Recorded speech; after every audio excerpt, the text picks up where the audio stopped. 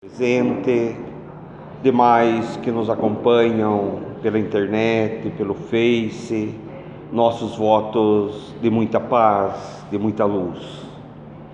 Hoje nós faremos as nossas reflexões, talvez não para nós, mas para alguém, e talvez para nós. Temos hoje conhecido na Organização Mundial da Saúde que a cada 45 segundos nós temos um suicídio no mundo. É muito. Mas isto já é constatado há vários anos. Acho que já está tendo até muito mais do que isto hoje. E sabemos que entramos numa época onde a depressão tem atuado bastante em nós. Mas ela já existia, sim, já existia, porque ela era conhecida pela melancolia. Quando aquelas pessoas se trancavam no quarto e se ficavam lá, e a gente dizia: olha, morreu de tristeza. Não podemos esquecer que no ano de 1970, nós éramos 70 milhões de habitantes. Hoje somos 212, 215 milhões de habitantes só no Brasil. Então, em 50 anos, nós triplicamos. E, naturalmente, que somos um número maior de homicídio, de suicídio, de desespero, de dor. Mas perguntaríamos: estamos na casa buscando informações, buscando a resolução dos nossos problemas, acreditando que a espiritualidade pode fazer por nós, e ela faz. Mas ela não vai fazer por nós aquilo que nós temos que fazer. Vai fazer por nós aquilo que não conseguimos fazer ainda. Então nós precisamos nos informar. E todo o mal da humanidade é a ignorância de conhecimento de causa. Estamos aqui nesta casa espírita para a solução, a resolução de um problema que está nos afligindo.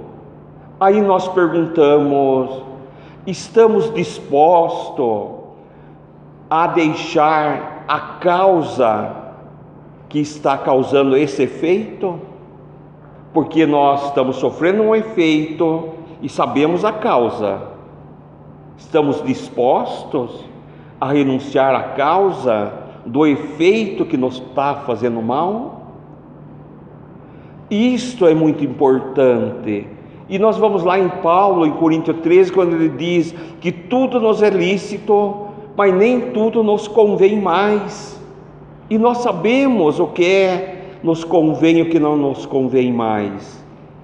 Até a nossa idade, o corpo biológico, já não podemos mais fazer aquela academia puxada como fazíamos antes, no meu caso, como um jovem que pode fazer. Você vê, tudo temos que tomar muito cuidado, tudo é menos, tudo já temos que renunciar, nem tudo posso fazer mais, nem todo alimento eu posso mais fazer uso, porque o meu organismo vai perdendo a vitalidade, ela vai ficando enfraquecida.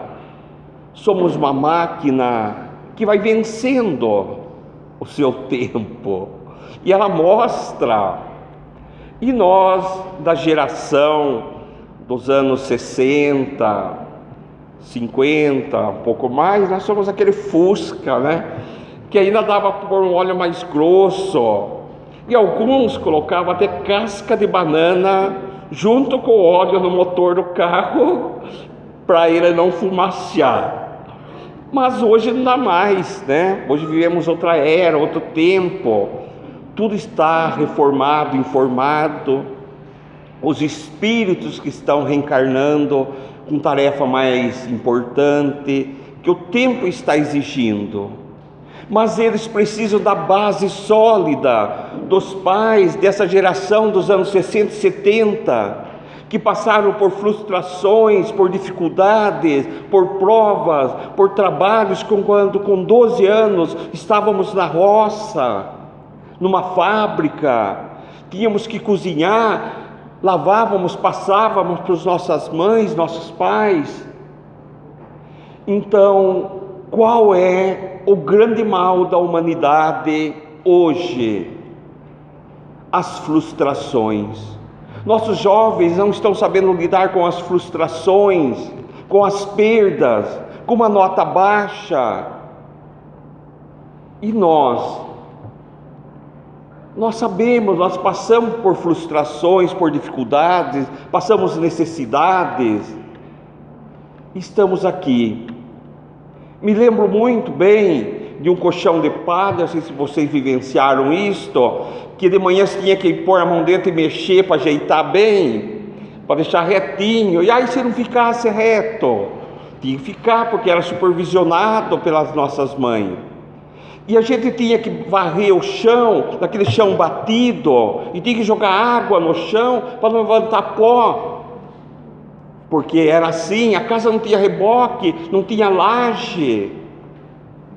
Então imagina uma vida gostosa e saborosa, que os nossos jovens hoje não sabem o que é isto, mas era muito bom. Como foi bom esse tempo onde você comia arroz, feijão e ovo e não tinha essas porcariadas no sentido figurativo, como Danone, não sei o que, mas não sei o que, lanche, não tinha nem geladeira.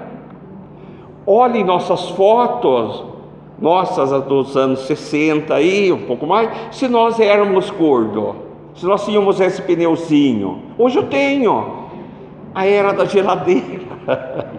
Não é? A era da geladeira, graças a Deus tem geladeira hoje, mas na época não tinha, era 3 refeições e pronto, ia dormir. Então, quando nós passamos por problemas, todos nós passamos aqui, os mais velhos um pouco, nós soubemos lidar com todas as dificuldades da vida, mas nós precisamos passar isso por essa geração nova que estão vindo, para que eles não se frustrem. Eles precisam saber que eles estão morando na casa do pai dele, que o quarto não é dele, é do pai dele, que a comida que ele come é o pai dele que ganha, que a comida que ele come é a mãe dele que faz, que uma escola paga é os pais que pagam, o carro que vai buscar ele para levar na escola, quando nós íamos de a pé, mas hoje não dá para andar mais de a pé. Tamanho perigo que está, eu não deixaria meus filhos de a pé mais, embora eles não iam, nós levávamos, mas no meu tempo íamos. Então nós vamos percebendo que nós tivemos uma geração de ouro, mas essa geração de ouro pode se passar para eles também, porque nós não podemos esquecer de forma alguma que o grande mestre Jesus, quando ele fala da porta estreita, ela continua na mesma largura. As famílias estão passando por transformações, mas a ética, a moral, os valores continuam. E os jovens estão gritando desesperadamente no seu silêncio íntimo, pedindo limites, pedindo não, e os pais não dão.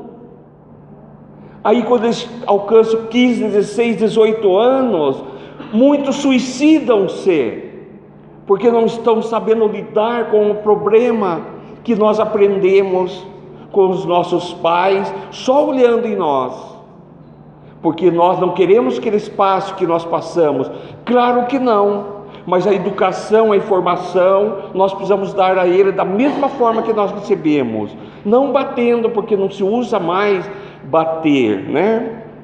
Mas um bom diálogo, e eles querem isso. Você conversa com jovens, então nós estamos vendo que o momento é delicadíssimo. E o que é que estamos fazendo com os jovens, com essa geração que está vindo?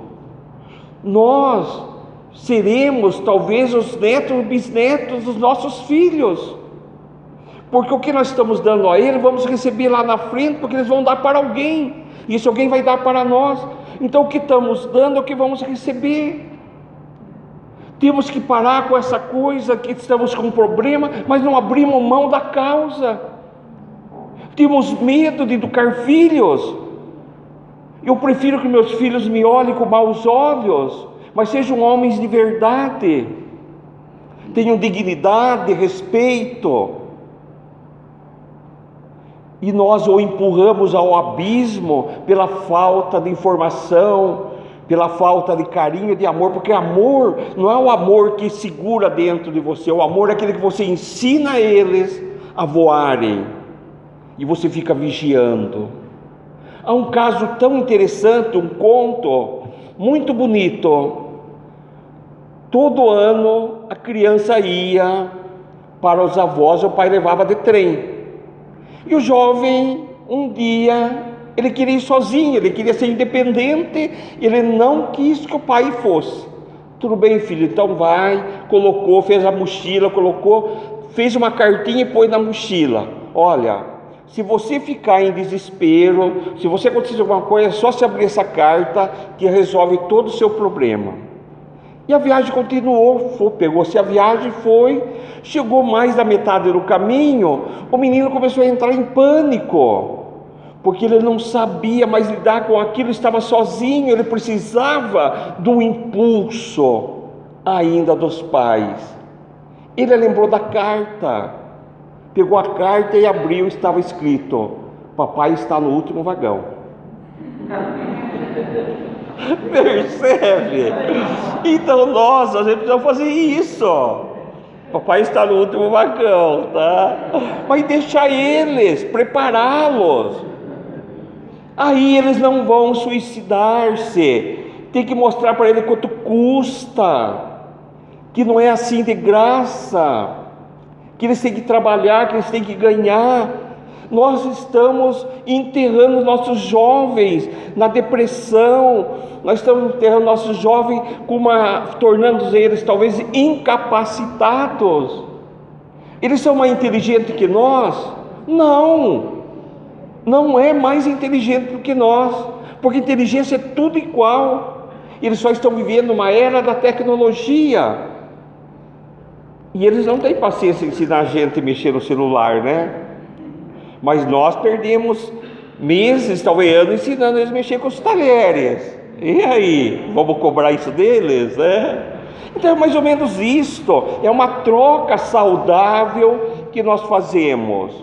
Mostrar para os nossos filhos que a dificuldade forja o homem, forja o ser, e nós precisamos trabalhar em cima disto. Então, o jovem que ele tira a vida, que ele não quer mais viver por falta de estímulo, de coragem, de luta, de garra, isso você tem que dá-lo a ele. Não é dar tudo que ele quer, mas ensinar como conquistar. Às vezes você até pode dar, mas não dê. Faça ele trabalhar, fazer uma tarefazinha fora daquilo que ele tem responsabilidade de fazer, pois ele mora na mesma casa. Então põe um menino, põe ele varrer, lavar por fora lá, vai lavar tudo e volta na casa. Ah, mas quanto eu vou ganhar? Nada. Ah, mas eu tirei uma nota boa que eu vou ganhar. Não vai ganhar nada, é obrigação sua e tirar sua nota boa. Sabe por que é isto? Nós temos que parar de recompensá-los por aquilo que eles têm obrigação de fazer. Nós precisamos prepará-los para a vida. A coisa mais dolorosa é ver seu filho odiar você, e muitas vezes eles nos odeiam. É a mais dura batalha que nós enfrentamos, mas às vezes vale a pena, principalmente quando falamos não a eles. Quando falamos não, e o não tem que ser dito para eles.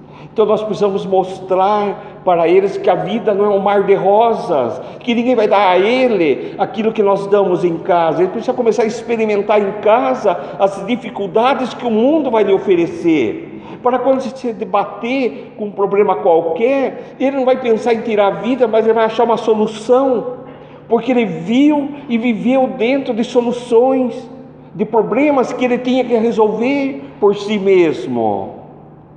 E quando ele quis ser adulto antes do tempo, o pai deixou, mas ficou, à beira, como uma rolinha que solta seu filhote e fica voando à volta até que ele consiga dar seu primeiro voo.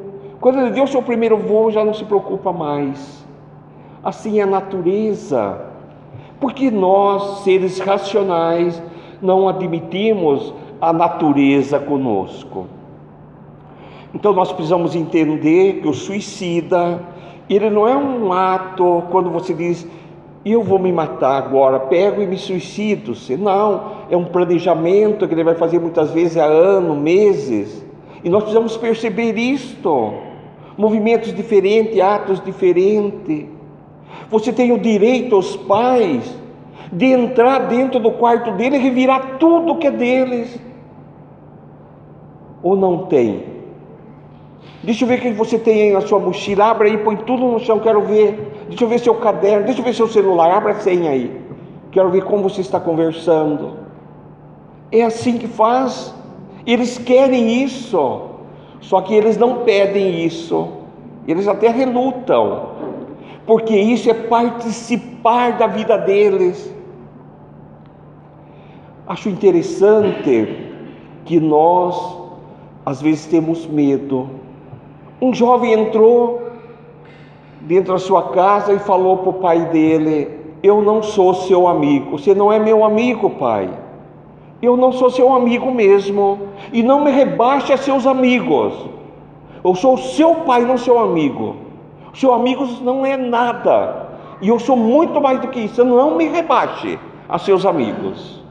Olha só a responsabilidade. Então nós não temos que ser amigos dos filhos. Temos que ser educadores, progenitores, conduzi-los à vida. Quando eles ganham a idade, a maturidade, e eles já sabem lidar com a vida, aí eles são teus amigos naturalmente, porque eles viram que você fez aquilo que tem que ser feito. Uma grande amizade não nasce com palavras, mas com atos, ações. Então nós vamos percebendo a grande dificuldade que é ser pais. Hoje eu estava fazendo alguns contos. Havia uma moça, uma senhora, uma jovem, que estava no plano espiritual, e ela estava desesperada, porque ela tinha cometido muitos danos na vida passada, e ela tinha que resolver tudo aquilo, estava martirizando-se, e ela queria fazer um resgate de consciência. E ela deu opções para ela vir com enfermidades as mais variadas, dificuldades financeiras, de todos os gêneros. E o mentor dela falou: não, você não vai passar por nada disso, você vai descer lá, vai reencarnar, vai ser mãe de 5 filhos. É fácil ser mãe? De um já se berra. A minha sogra teve 10, 12, teve 15, né? E se viravam. E nós, às vezes, com um não damos conta. E aí, sabe o que nós fazemos? Damos um celular para ele com 8 meses, para ele ficar na frente, para você poder fazer o que você quer, esquecendo o papel, que a partir do momento que você se torna pai, você não vive mais para você, você vive para eles. Então nós precisamos resgatar esses valores, porque depois nós vamos sofrer consequências. Vocês já imaginaram, meus amigos, ver um filho chegando em casa embriagado, drogado, ser um usuário de droga lícita ou ilícita, porque você não teve coragem de dar informações? Uma vez eu falei para os meus filhos que eu ia mostrar para eles o que era cocaína, o que era maconha. Na época era isso. Eu peguei um pouquinho de fumo do meu pai, vou mostrar de longe para vocês, olha só, é isso aqui. E mostrei uns jovens que estavam em estado de alucinação. É assim que fica, é por causa de fumar isso. Nossa. E a cocaína? A cocaína eles cheiram, outro derrete e fazem aplicações. Como que é? Essa aqui, ó, era um pouquinho de açúcar refinado, ou sal, me lembro bem. Falei, vamos jogar tudo no vaso lá e nunca vocês usem isso. Nenhum dos meus filhos bebe nem fuma. Quer dizer, levei em AA, 5 anos em AA, eu fui levar um tio e meus filhos jovens estavam no AA. Alcoólicos Anônimos, ouvindo pessoas de idade falando do seu alcoolismo. das drogas, do mundo, do que eles perderam e deixaram, e não viram filhos crescerem. Então, meus amigos, um ato de suicídio que a pessoa causa, a grande causa é essa. Como é que nós eliminamos todo o mal no futuro, trabalhando hoje, fazendo um futuro novo, mostrando para eles, para os filhos? E não é porque é homem que ele pode pegar e ser promíscuo, ou porque é uma menina, ela é promíscua. Os dois são. Tem que ensinar para eles que ele tem que ter respeito com a menina, com a filha do outro. Mas meu filho é homem, não, tem que ter o mesmo respeito, como você tem com a filha do outro, que é com a sua, e assim sucessivamente. Não é porque você é homem ou mulher, são espíritos numa viagem em que nós nos encontramos. A minha mãe falava, eu sei que hoje está um pouco assim, caipira, né? Mais um bate-papo. Minha mãe me dizia assim: se você engravidar, você casa. Eu engravidei, tenho que casar com 19 anos. Então, com 19 anos, casei com 19 anos, já tinha um filho de 6 meses, né? Mas foi bom, vivi 41 anos com a minha esposa, e depois ela desencarnou agora no Natal passado. Mas foi uma vida muito gostosa que nós tivemos, educamos filhos, lutamos muito, trabalhamos muito, sabe? Isso foi fantástico, criamos uma vida, uma dificuldade, andávamos de bicicleta, jogávamos bola, joguei mais de 20 anos futebol com meus filhos. Então é uma coisa muito gostosa, foi a minha infância que eu não tive. Quando eu podia, eu tinha que trabalhar, com 11 anos já estava trabalhando, e a minha infância foi com meus filhos, por ter tido eles bem novos, né? Então a gente se divertia muito. Então era assim. Então as consequências que nos levam a um ato do suicídio são muitas vezes frustrações, baixa autoestima, perdas, reveses, o que mais? Desilusão. Tudo isso são razões que nós precisamos ensinar eles a conviverem com isto, para que eles não causem um dano e tenham força para passar por essa situação que nós estamos, esse processo de regeneração do planeta Terra. Porque é nós que precisamos nos regenerar, não é o planeta está muito bem. Nós estamos melhorando o planeta, meios de estradas de rodagem, aeroportos, meios de comunicação, empresas, meios de agricultura, avicultura, tudo está certinho, só nós ainda não nos acertamos. E nós já estamos passando. Então, se queremos transformar o mundo, temos que transformar o nosso mundo interior. E o nosso mundo interior, primeiro, do nosso filho. Então eu gosto muito daquela frase dos pais invisíveis. O que é pais invisíveis? Pais invisíveis são aqueles que ensinam seus filhos a lidarem com os problemas dele, com as frustrações, com a sua empresa, seja ele um empreendedor, ou seja um colaborador. Ele não vem pedir dinheiro emprestado para você. A vida nem vem ver você, ele não precisa de você mais. O que é uma ingratidão? Venhamos, né? Mas aquele que sabe ser pais invisíveis, os filhos serão gratos eternamente, porque eles sabem lidar com tudo. E os nossos filhos, como é que é? Nós estamos vendo hoje uma geração bastante conturbada. Então nós precisamos trabalhar mais. Uma outra coisa que nós sempre falamos, muitos estão aqui, vão lembrar-se, quando nós temos um casal lá na frente, aqui do lado, que tem um filho pequeno, né? Se nós perguntarmos para a mãe dele quem que é mais importante, o marido ou o filho, ela vai falar que é o filho, né? Mas não é, e é o marido. E o marido é a esposa, porque se os dois estiverem bem, os filhos estão melhores. Você já viu o filho querer sair para a rua, ir para o mundo das drogas, da promiscuidade? Se tem um lar, uma base, não importa se é uma choupana, não importa se é um casebre, o importante é que tenha amor lá dentro, que haja entendimento. Quem não quer ficar com os pais que protegem, que amam, que brincam? Todos querem, mas quando os pais são conflituosos, o que os filhos fazem? Primeira oportunidade, cai no mundo. Aí cai no mundo escola, e certamente não vai ter inclinações para boas coisas, pois não viu boas coisas em casa. Então olha a responsabilidade dos pais. Para tudo isso entra o Evangelho de Jesus.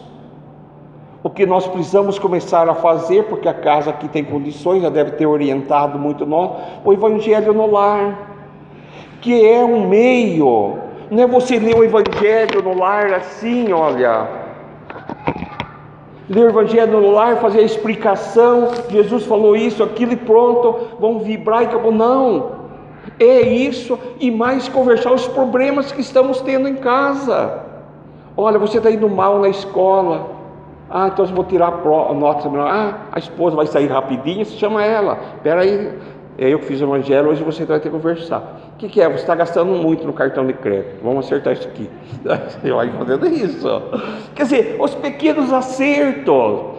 Você está fazendo isso, está chegando em casa, eu não gosto de cheiro de bebida, estou vendo que está tomando um pouquinho a mais. Tá bom, então vou diminuir. Quer tomar, toma em casa, então então eu como. Sabe, família, acerto, Evangelho no lar para isso, para construir uma base sólida no lar. O Evangelho no lar já está falando, é pro lar, é os acertos. Aí você pega e pede para a esposa aí, então já que você quer viver bem, faz uma lista, aí ela dá 10 listas, eu não gosto disso, aí nós vamos viver bem, tá bom então. Aí ela vai saindo, não vai? Ela são espertas, né? Aí você chama ela, tem uma lista também, aí faz outros 3, põe lá também. Quer dizer, um acordo. Porque viver a dois é uma dificuldade enorme, uma vida, um grande desafio. Mas quando aprendemos a viver, é muito gostoso. É delicioso uma vida a dois. Dividir, ter filhos, sabe? Convivê-los. Então, meus amigos, é isso que nós precisamos fazer, retomar esses valores. Não vamos deixar que a tecnologia nos consuma. Vamos usá-la e não deixar ela nos usar. Vamos desligar às vezes as TV, os celulares, vamos conversar, vamos caminhar, vamos sentar lá fora um pouco, vamos contar piada, vamos lembrar um pouco das recordações, dos tempos que nós fazíamos coisas bobas, tolas. Tudo isso é muito importante. Sem isso não há vida. Fale para sua esposa que você o ama, para o seu esposo. Peça em namoro. Você pede ela em namoro hoje? Chega em casa, pede namoro de novo. Mas é verdade. Vamos experimentar o primeiro beijo que nós demos lá. Lembra, faz 20 anos, 30, como foi onde lá atrás da casa, no lugar, vamos lá fazer isso, sabe? Retomar essas recordações que são saudáveis. Revive isto. É muito importante tudo isto. Amar acima de tudo. Então é isso, meus amigos, meus irmãos, gostaria de passar, que a gente sempre trabalhe para essa geração nova, traga os jovens para a casa espírita. Se não tem o grupo de jovens, tem sempre orientações, tem as palestras, administrem Jesus nos corações deles, mostrem para ele, como Francisco de Assis disse, uma frase de Francisco de Assis: cuidado como você anda, que você talvez seja o único evangelho que as pessoas leem. Seus filhos, o único evangelho que eles leem é o comportamento dos pais. Francisco de Assis. Muita paz, muita luz e até uma próxima oportunidade. Muito obrigado pela atenção. Eu esperava que você fosse fazer a prece do Paulo. Você sabe de cor? Não sei. Então, por isso.